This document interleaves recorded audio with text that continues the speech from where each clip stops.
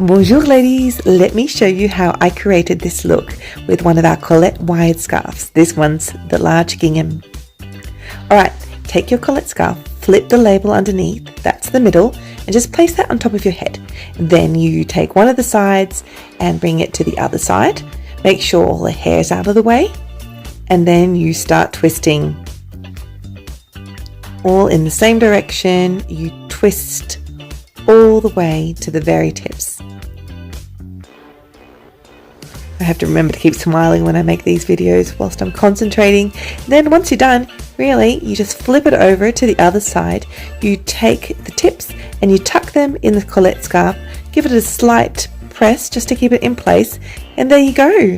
That's the look with one of our Colette Wired Scarves. What do you think?